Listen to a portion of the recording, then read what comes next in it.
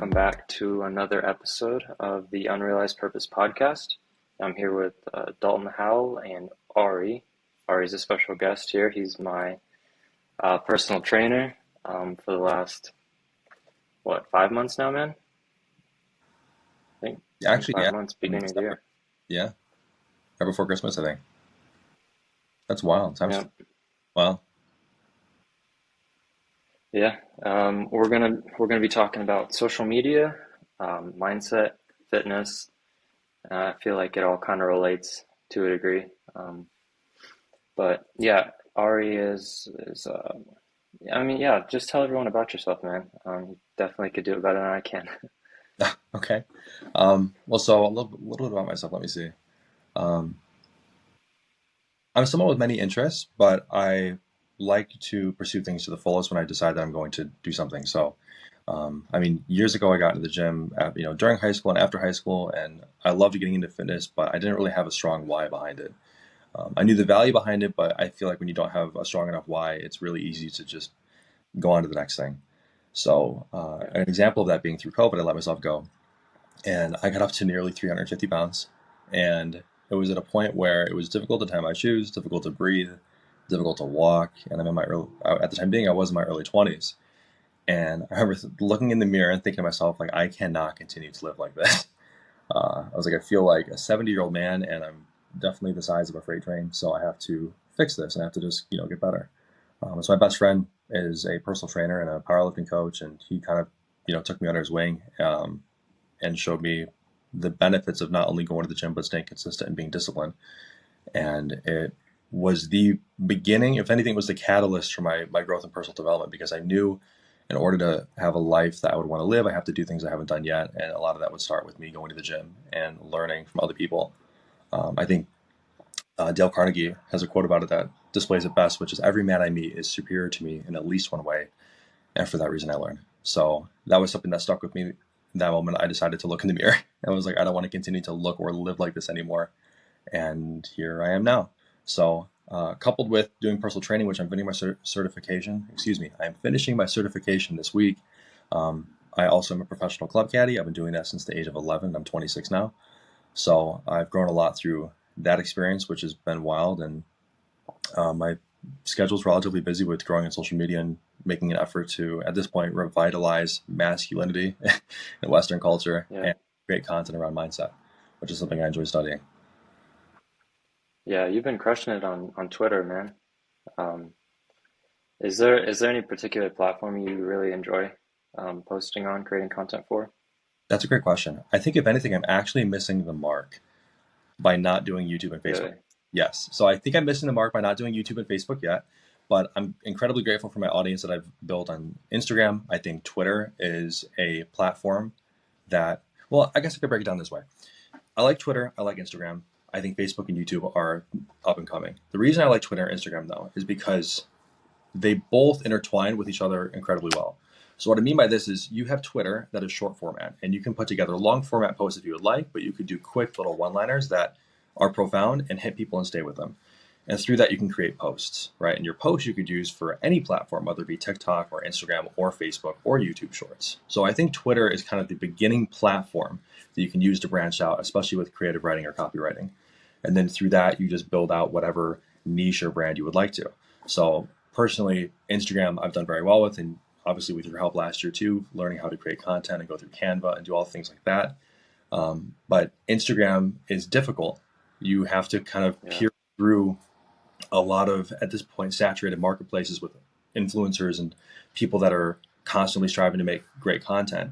And I think a lot of it isn't about, I think this is something you said actually last week, which is, it's not the viewers that you have as the quality of content that you create, which is something I think we both read also in the 1 Million Followers book by Brendan Kane, which is like, the quality of content that you create is going to bring an audience that is directly proportional to how captivating that it is.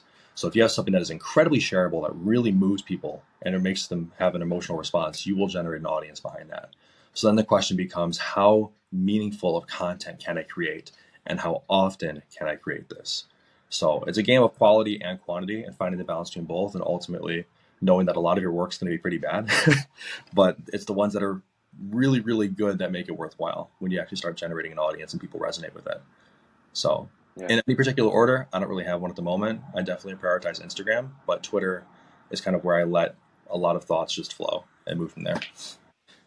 Posting a lot, I think there's a balance to it though, because you get punished on social media by posting too much. You get viewed as a spammer by the algorithms, which I've definitely experienced firsthand on Instagram. I remember when I had How like, how much is too much though? Like, I mean, well, I've posted 3 times a day, and I feel like if the quality isn't there, then there's really no point. I'll give you an And example. So last year, when I first had like a handful of reels that did well with your help, I remember I would show them to you and I got really fucking excited. And I'm like, this is like the next thing. Like, I just gotta play the numbers game at this point. So I started posting 3 times a day. And the moment I started posting 3 times a day, Instagram did not send out any of my content anywhere else. Like, it was just my audience, and that was it really. And I remember I actually reached out to you, and I'm like, I feel like I'm getting penalized. Like, I went from having 300 and 400 likes a reel with an audience of maybe a few thousand, which I thought was really good, to getting 14 likes and 20 likes and 30 likes. So I think there's a balance of like, I would say once a day is ideal, and having, from my experience at least, and what I've studied that's at this point probably outdated to be honest with how much they update the algorithm. I think it's ideal to do probably 50% reels, or maybe even more, and then posts as well that are kind of mixed in with the other 50%. I think a lot of longer format resonates if it's informative. So when I write posts on consciousness or emotional intelligence or things that are science backed that are incredibly informative, it does very well large scale with audiences that I haven't hit yet.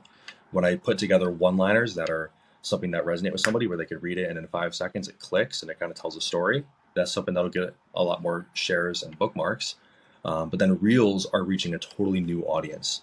So if I can find an audio that does really well, or an audio that not only does really well but resonates and is something that is really shareable, and I can build something that's emotional behind that, then immediately you're reaching a new audience that you may have never reached before. And what I noticed, even like when I started doing advertising, just really briefly again, um, a lot of the content that I had about like masculinity and like traditional relationships did really well. And there were posts that I put together a long time ago. Like these are posts from, well, what I would consider to be a long time ago, which is, several weeks at this point when you're posting every single day. So after posting, you know, about traditional relationships and masculinity 3 weeks ago, these posts are now doing well several weeks later. Like several weeks later, I'm now getting likes on them from people that are just going through my page. And it's a streamlined process of them seeing things I've done really well, like reels and photos or informative content. And then they just continue to scroll through my page and they're like everything they see. And I'm flattered by it. But I think once a day is ideal. I think if you do more than that, you're punishing yourself. And you could try it. Like you could try it. But a lot of the time, people just want consistency. I think the more consistent you are with your audience, and if your audience knows that you're going to be posting it, let's say, 11 o'clock in the evening on the weekdays, and during the weekends, maybe you take off, or on the weekends, maybe you post at brunch. It's like, well, then they know what to look for when they're already on their phone. yeah, yeah, that's good. Consistency for sure, especially in the stories and stuff. You build that relationship with people. Um, One thing that I've realized is that I don't know. I feel like the content creation game on Instagram right now is changing just slightly.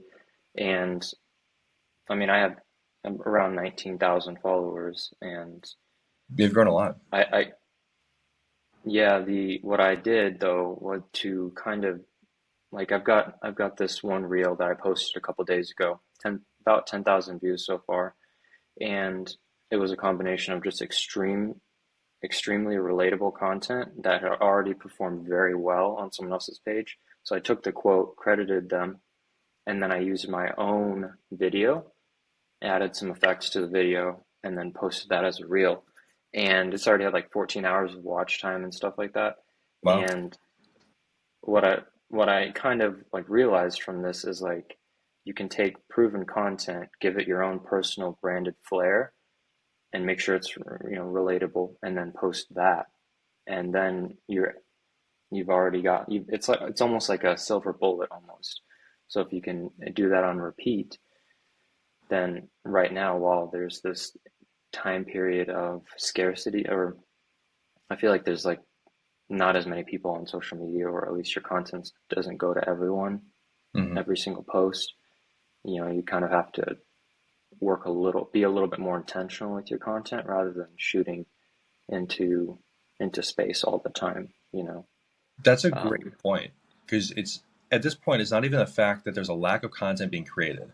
I think within the social media space, and even outside of it, when you just see people in public, it is a lack of authenticity. It's a lack of people having the exactly. desire to be themselves in an effort to just be a part of the crowd because they're scared to stand out. And I think the more decisive you are with the content that you create, and it's not about drawing hard lines and having like extreme views, it's about having profound beliefs, understanding why you believe in the things that you believe in.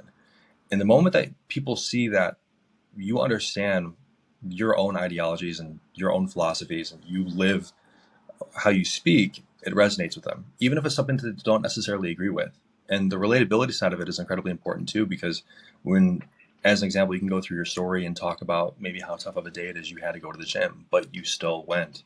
Maybe how difficult it was for you to, stick to your meal plan because you haven't had a cheat meal in however long, and maybe your favorite candy is this, and you show your audience that. It's like people understand that, they resonate with that. When we go on social media, we make a conscious effort as often as possible to show the grandiose side of things, how great everything is all the time. But real people know that's not real, right? So the more relatable it can be, and at the same time, the more authentic sides of yourself that you could bring out to show your audience, I think does really well. And obviously, that's been shown through some of the content that you're making now too in your reels. You know, Yeah. There's what I've noticed is that certain reels also, I mean, certain pieces of content perform better on certain different platforms. So, mm. and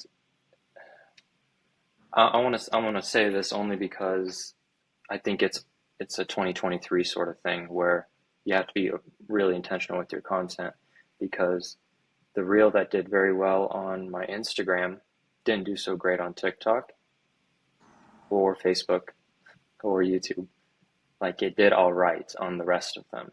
Are your audiences But on all platforms similar? yeah, Mm. That's but the interesting. thing is, I feel like the attitudes on each of those platforms are different. Um, so like I posted the reel that I had made looks more like it's supposed to be on TikTok or Instagram. I Mm. posted it to YouTube and I only got like 200 views.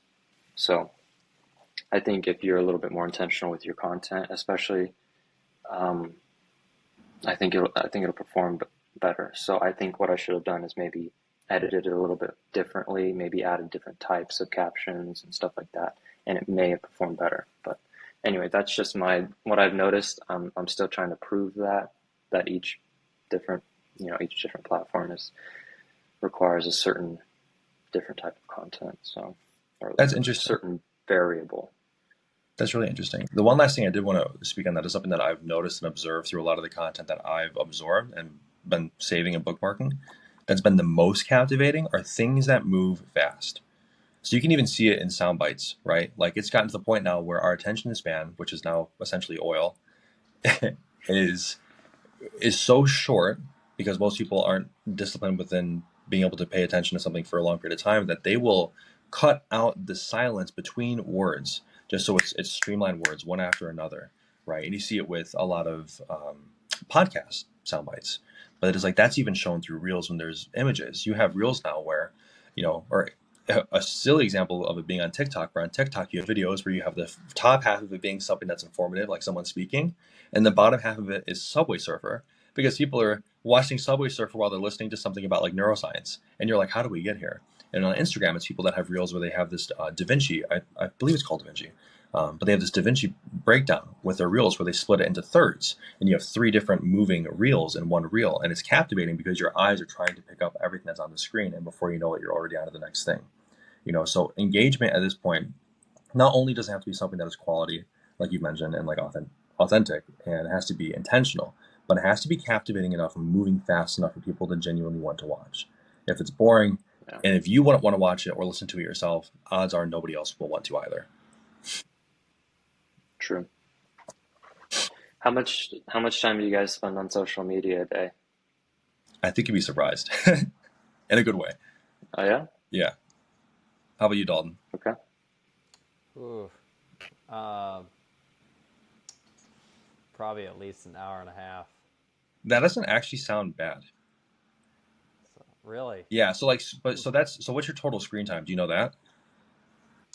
I could probably look it up. I think I looked it up the other day, and it was like the average was an hour and a half to 2 hours. Some days I'll go and I won't even touch my phone, and then next day I'll be like on there for 3 hours. An hour and a half to 2 hours is So actually very good. like Because how it old are you? equals out. Uh, 25. Yeah, that's not bad at all, man. I mean, well, I guess it's relative. If it's bad for you, then it's bad for you. Isaac, what about you? Well, I mean, I think my job comes into play here because I'm a social media coordinator, manager, content creator, Hmm. everything. So, I mean, on my phone though, on my phone in general, throughout the day, including working, I think it's like 4 hours. Okay. And then on social media, dude, probably like 45 minutes to an hour. Mm. Um, because I'm usually doing other things. I use social media to like research other people's stuff. Yeah, Improve my own stuff is generally what I use it for. dude, social media is actually pretty black and white when it comes to it because you're either on there consuming or you're on there creating, or you're looking for ways to be inspired to create, whether it's like audios or quotes that you see. So I find myself in two different headspaces when I'm watching social media or on social media. It's like I'm either consuming content because it's funny, like a lot of, I'd say probably 90% of my algorithm now on every platform is like satire and comedy or like really dark humor or really inspirational things. So it's like some really out of pocket comedians or it's somebody talking about how they changed their life, and then there's like the interstellar music in the background, and then somebody maybe in front of a ring light talking about how they just made a 7-figure business in 8 months, and it's like it's one or the Yeah, you know what I mean. But just it's a common theme, but it's one or the other now for me. But for screen time for me, I'd have to say probably 80 to 90 minutes a day, which is way down from what it was last year. Um, but then for social media, probably 30 minutes a day, 45 minutes a day at most. that's good. I mean, now I think more because I'm engaging more, but I know like the past month I probably was averaging 30 to 45 minutes a day between all platforms. Yeah. One thing I've been working on a lot more is turning my phone off and going and picking up my Kindle. Mm, So trying to cut that screen time way down and just going and reading instead. yeah, And I found that my mind is a lot less anxious or it's not as loud and it's nice. Um, as loud I you feel like mean when I'm by consuming all the time, it's very loud. so by loud you mean just like racing thoughts, like stuff in your mind all the time.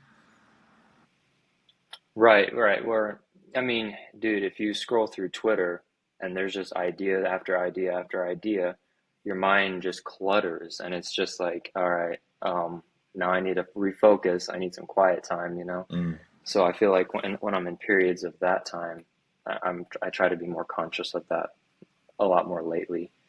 Just being more intentional with it. I got you. That makes sense. Have you guys have you guys noticed that you started doing anything or made any decisions based off of social media? Like, That's say masculinity started popping into your feed a little bit more. You started thinking about it more. You started reading more books on it. For me, it was fitness, I think. I started noticing a lot of the creators that I really related with were really in shape, and I was like, oh man, I started consuming more and more and more, and I was like, okay, I gotta get in shape.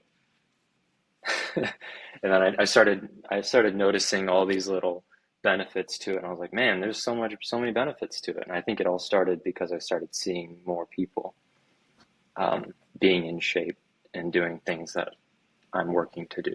So just a question there. that's really interesting. Yeah. So like, I had forgotten. Mostly on my Twitter, I get news feeds, so that's helped me become a lot more political. No, I'm just messing. He's like, I actually have a rally after this. I argue with people. I argue with Yeah, people a better. lot more now. No. Um, uh, One thing that started to help me was really the motivational um, speakers on Instagram. That they had a lot of these like one-liners that they would say, and it would really help me to then put a lot of what I believed into like a, I don't know how to say it. It made it more solid. just like hearing quotes and things that I never heard before. And so that's probably like changed a lot of my, not necessarily changed my thinking, but made me more confident in what I think. And so, and kind of the way that I go about um, coming to a conclusion whether something is fact or fake. Mm. And so, if that makes sense, I don't know if that really makes sense. Yeah, no, it does. It definitely does. I think that's actually something that I would touch on too, because like there's a lot of people that this actually ties in really well with our initial point of like talking on creating content that is authentic and also stands out and has intention. There's a lot of people that now more than ever are drawing hard lines and speaking on things and saying profound things where they may have a one-liner that really resonates with you, and before you know it, you're like in almost a state of relief because you listen to what they're saying or you read it and you're like, okay, whew, like there are other people that think this way. And it's not to say that it's good or bad, it's just different, right? Because ultimately, if you want to be somebody that is, well, I'm going to do everything differently because I want to do everything differently, well, then it's like you're just a sheep of a different herd. But if you genuinely understand why you're doing the things that you're doing and you have intention behind, the steps you take and the acts you make, then along the way, you start to realize that you have confidence in what you believe in. So I think that's a really good point that you made, where the content that you're starting to watch and absorb as it becomes more profound, you're like, okay, like there's more people that think this way. This is cool. Yeah. Have you noticed it yourself though? Is there Oh anything yeah, that you can? for sure. I mean, well, so like that was kind of how my head. I dove head first into like the masculinity area because I started seeing like young men getting attacked on TikTok. I'm like, what the fuck is this? It'd be like two girls in Miami that are like, I'm a 10, and they're drunk, and then like they just left a bachelorette party, and they're like, yeah, like we're getting married, but I just cheated on my fiance, and I'm like, what the fuck? And all our girls friends are like laughing, and I'm like, how is this real right now? Like, what are we doing right now? And Yeah. it's there's a quote that I love that was all it takes for evil to prevail is for good men to not speak. And so when I thought of it, I'm like, it's not that I believe myself to be better than anybody else. I'm different in certain aspects of my life, but there's another expression. It's like I'm different from the rest, but far from my best. So it's like if I choose to not speak on stuff like this, and I genuinely feel like deep down that this is eating at me, it's like, well, why is this eating at me? It's like, well, this is dissonance. This is a complete clash of values and beliefs. And we become so desensitized to behaving in such a way that it has now impacted the lives of not only, you know, not only those that are living with us now, but those after us too, right? It's like you have generations of people that are not going to have kids, generations of people that are not going to have marriages. And that's something that we used to take pride in, right? Like honor was something that actually meant something, keeping your word, being somebody that had a strong name, somebody that if somebody heard your last name, they go, that person's a good person because of who they are. It's like that carried a lot of weight. It's like now it just seems like we've thrown all that out the window, and for what? And so when I started to see a lot of content like that on TikTok, at first it was like a rabbit hole that turned into this downward spiral where I'm like, oh my God, this is all people, like all young people are going through this. It's like, well, no, like obviously there's a very narrow lens that we're looking through, but it doesn't mean that it's any less of an issue, right? So it definitely shifted my perspective on the content that I need to create because I even like just changed my bio on Instagram. I changed ironically from the mindset content of like unlocking yourself. I changed that to revitalizing masculinity. And it's not even because I believe myself to be somebody who's like incredibly masculine. I know I'm not the toughest guy in the room very often, and I'm an incredibly emotional man. But at the same time, I know that like what we're doing isn't working, and it has to be spoken on more because there's a lot of young men that feel lost. There's a lot of young men that get up and get out of bed, smoke weed, watch porn, to be candid, and then like they just play video games all day. And it's like we now have a generation of docile men that don't have purpose, and all that leads to is chaos because there's nothing more damaging and more dangerous than a man that doesn't have purpose because he becomes weak. It's like you don't need a generation of weak men. You need a generation of men that actually understand what they want to do with their life and feel like they have control of maybe not everything around them because you can't, but at least how they feel about things and where they want to take their life. So it completely, to be candid, like seeing that type of content completely shifted my understanding of the content that I need to create because it felt like this isn't even something that I want to do. This is something that I feel like I need to do. Yeah, that's something we've been talking about on the last few podcasts where if it's something like Jordan Peterson talks about it, if it's something that bothers you, it's something that you need to you need to work on solving. And it's interesting that that started to bother you, and now you're working to solve it. I'm curious, man. I know that it definitely takes a leap to actually start talking about controversial stuff like that, and controversial in the way that everyone has their own opinion. Mhm. What was that step out like? And if other people wanted to do the same, how could they follow suit and start speaking out against things like this, against, masculinity being attacked? Have the courage to be wrong. Know that no matter what it is you're going to do, like whatever it is you're going to pursue, you're going to make mistakes along the way, and you are going to get bashed publicly, because ultimately everyone is always looking for somebody that is catching their stride to make a mistake so they can laugh and prove themselves right and project their own insecurities, and through that validate themselves. So I think a lot of it is understand that you may not know everything, and that's okay, because nobody does. But do your research and understand that what it is you're speaking on, you genuinely have to believe to your core. And you may change your mind. People always do, and that's okay. But if you genuinely believe what you're voicing to be right, or that it carries value, or would positively impact those around you, then it would be disingenuous and a disservice to not speak on those things. If you genuinely believe that what you have to voice would impact the lives of those around you in a way that would benefit everybody and cascade and compound, you must. There's nothing else to say. There's many people that have voices that use them that shouldn't, right? But if you have a resounding feeling to your core that this is the right thing to do, then nothing will get in your way. And I mean, that's what I've come to realize. Everyone's a critic, regardless of whatever you do. I get, no matter like where I go, if I pull out my tripod, if I'm at the gym, people still make comments. If I am wearing different clothes because I like to dress well and I'm not wearing jeans, like people make comments. It's like everyone's a critic. You just have to shake it off, because that doesn't change no matter what it is you do. I'd rather be criticized for doing what I believe to be right than doing what I believe to be wrong just to fit into the crowd. That doesn't make sense to me. Yeah, that's really well spoken right there. If Another one of the questions that I had here, man. You definitely have a lot of knowledge on things like this. Like, are there any books that you're reading right now that you recommend to young men? Are there any places that you consistently go to do research that have helped you on your journey? Um, yeah. That's a good question. So, books that I'm reading right now, I'm about a third of the way through Mastery, which is an incredibly fascinating book by Robert Greene. I'm a huge Robert Greene fan. Same with like Ryan Holiday, the author of Daily Yeah. Stoic and all of his great books. The Obstacle is the Way, which I've yet to read. But Joe Dispenza, I just got his book, Breaking the Habit of Being Yourself, which I'm incredibly interested to read, because someone in my audience actually reached out and told me that I should read it because it'll blow my fucking mind.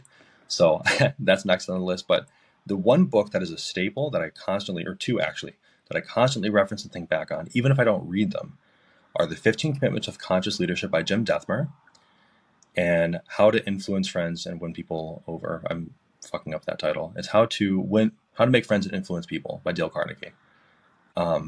Those are the two books that I carry resounding beliefs through, and that have completely shifted my perspective of the way I view the world and those around me.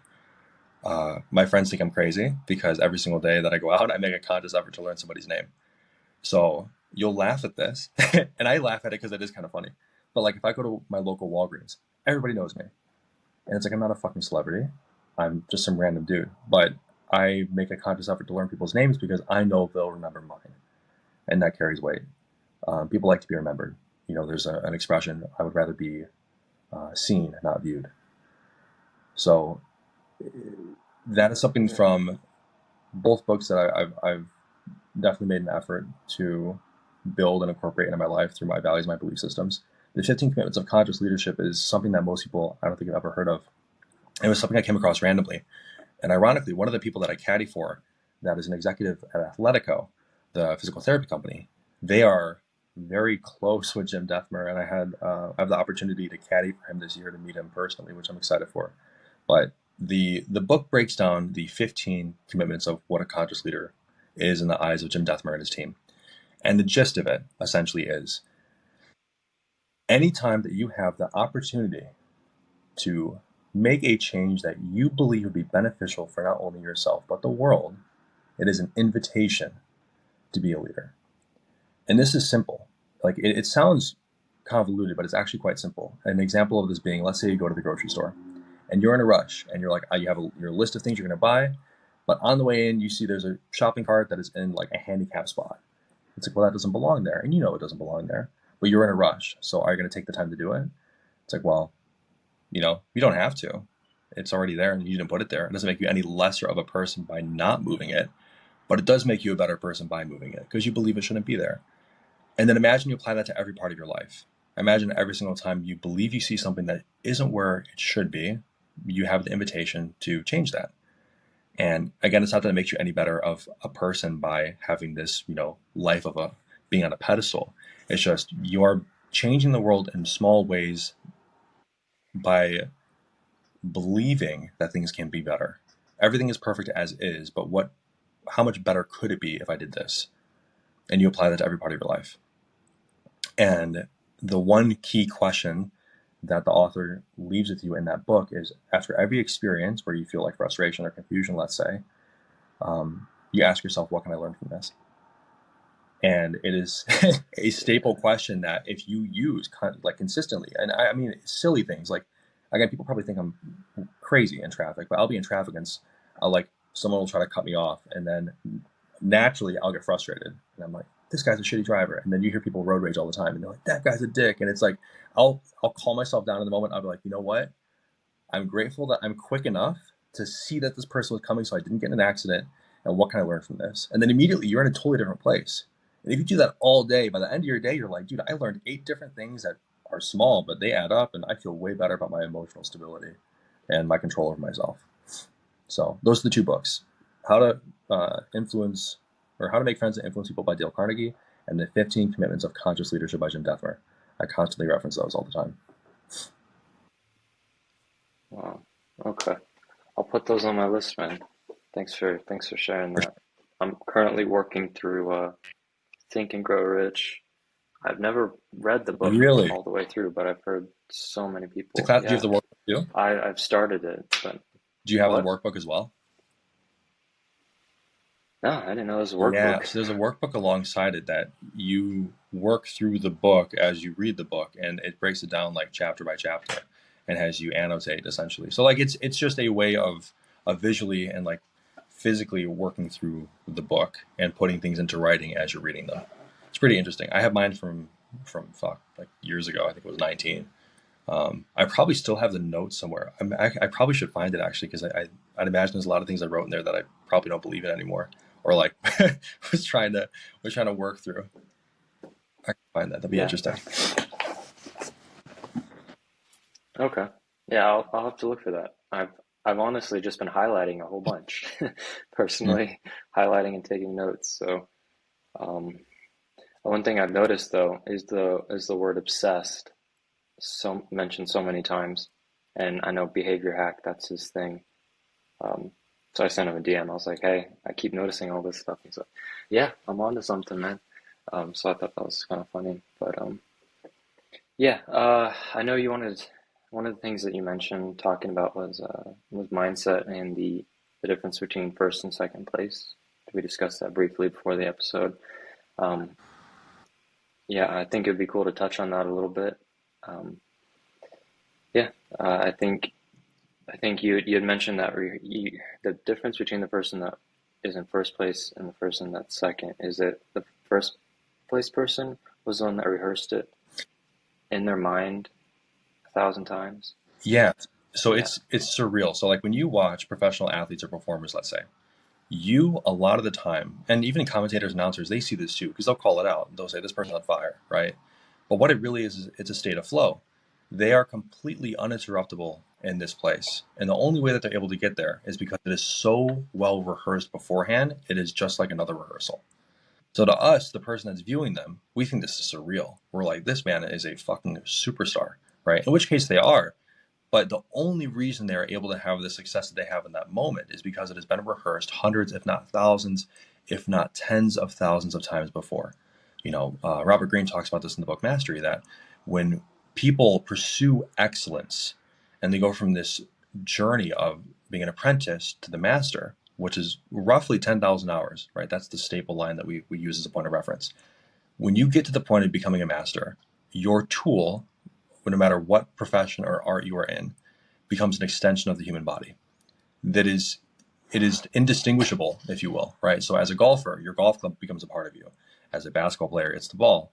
As somebody who's a writer, it's the pen. It is all these different tools that we use that just become an extension of the body, and through that we achieve mastery. So the biggest difference I've noticed between people that are winning and losing, because it's very close, is typically it's not their physical aptitude, it is their rehearsal and their self-talk. A lot of the time what I've seen on the golf course, last year when I won, as an example, the championship flight, which is one of the most competitive amateur events in all of the Midwest. And the only reason that we are able to connect shots consecutively and drain putts that we have no business making, to be candid, is because of the way we view the game as we walk up and address each ball, as we address each shot, right? Simon Sinek talks about this in great detail with professional skiers, saying that the only reason professional skiers are able to ski at the speeds that they do down hills and compete in the events that they do to such extraordinary degrees is because they focus on the destination and the path, not the obstacles. If you are consistently going through and looking at only the trees, you are always going to see only the trees, right? If you focus on the path, you will always stay on the path. So it's a matter of us.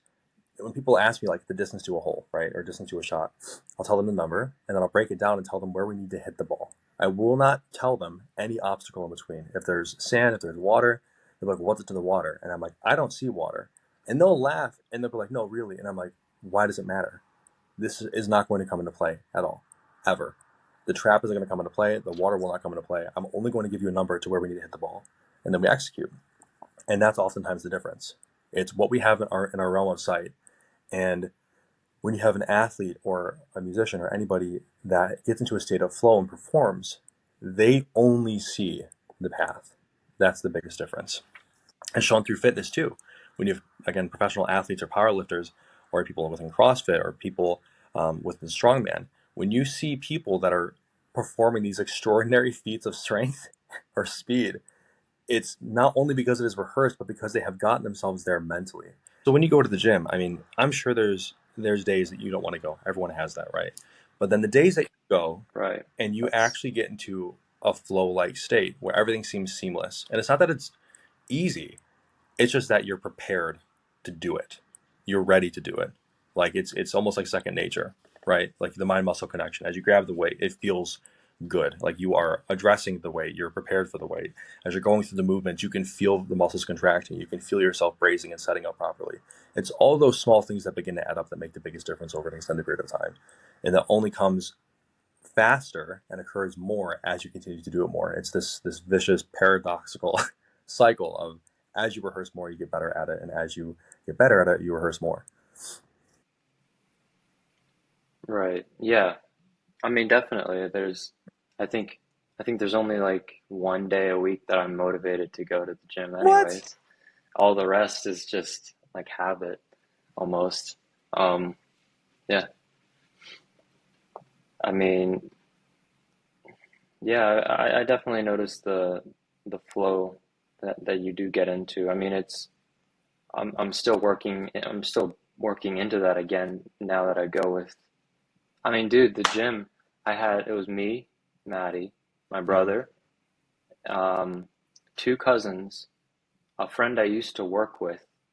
We were all in the gym it was like, I think it was like Tuesday this week. And like half the gym was people I knew. What's that quote? I tried to change the world yesterday, but today I'm a wise man, so I changed myself. Exactly. Yeah, that's where it started for me. It was like, I'm not, and that's something I tell Maddie quite a bit, is like, I'm not gonna force you to go to the gym, but I'm gonna go to the gym. So if you want to come with, then come with. If you're not, you're gonna stay home, Mm. you know? And I mean, I was going to the gym by myself for 4 months until my brother started going, and then, my wife. So definitely leading by example. And that's why I didn't care if it was just me going to the gym. It was just like, you know what everyone else is going to come with if I just stay consistent at it. And I think to your point there, man, where you're living by example, especially on TikTok and stuff like that, where it's like, I guess you don't have to yell at everyone, but if you can just explain your thoughts, enough people will connect, and eventually it'll start clicking for people down the road. If I'm saying that right. Yeah, no, without a doubt.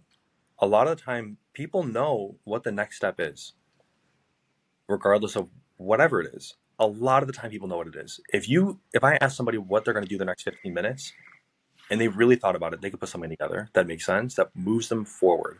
It's the same thing in golf. It's like the number one priority in golf is forward motion. Move the ball forward.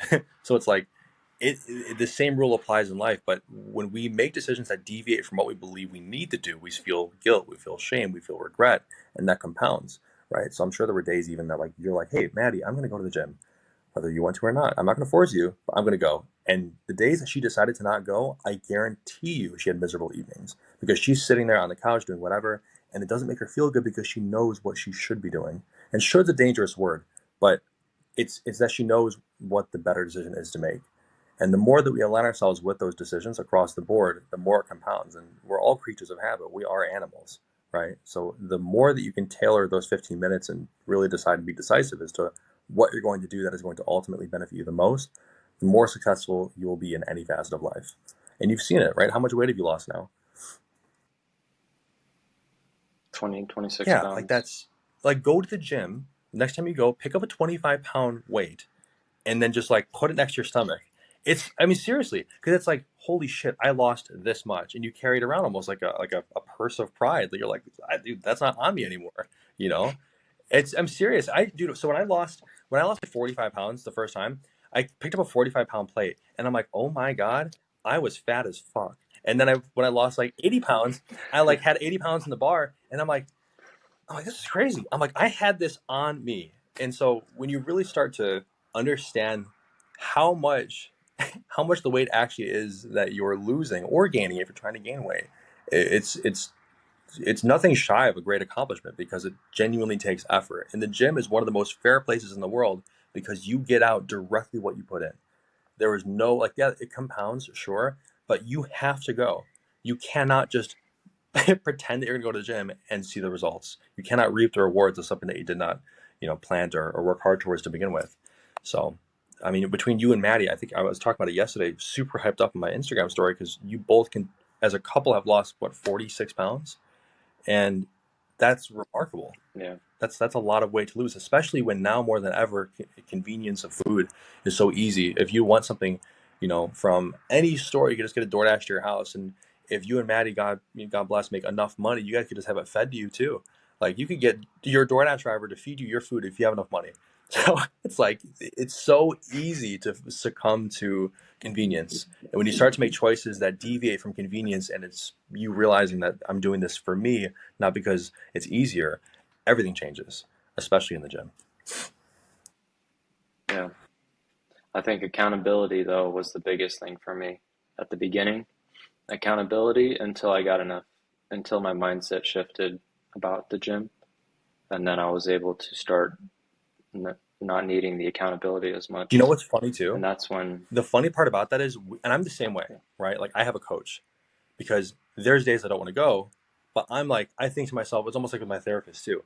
Like when I have a visit from my therapist, I want to be able to tell my therapist all the good things I did, not all the bad shit. So I'm like, well, what would my therapist think if I did this? Or what would my coach think if I ate this? What would my coach think if I didn't go to the gym today? Like, how is that conversation going to go? And then I'll think about it. And I'm like, oh, fuck, I don't want to do that. I'm like, I don't want to get removed by my coach because he knows I'm making excuses. Or I don't want to go to my therapist and say I made all these bad decisions when I know better. It's like, so when you have somebody that can hold you accountable, it's not even because it's not that it's needed. It's just, it is so much ironically easier. It's the path with less resistance because you don't want to go to somebody and feel shame or feel bad about not doing what you know you could be doing, So it's like you don't even need me there a lot of the time because it's like just knowing that you have somebody that you have to tell of your wins or your losses is enough to get you to go to begin with. Exactly. Yeah, and those days that I didn't go because I was a little too busy, and that text comes through, and it's like, "Did you go to the You're gym?" like, It's like, fuck. Like when you're in nah, school and your teacher's like, "Do you have your homework?" And you're like, nah. Exactly. Yo, I want to know why you're only psyched about like one day out of the week of going to the gym. He's got 3 really tough days, What and then what's one day he Yeah. just eats cake at Planet Fitness. I'm just kidding. Yeah.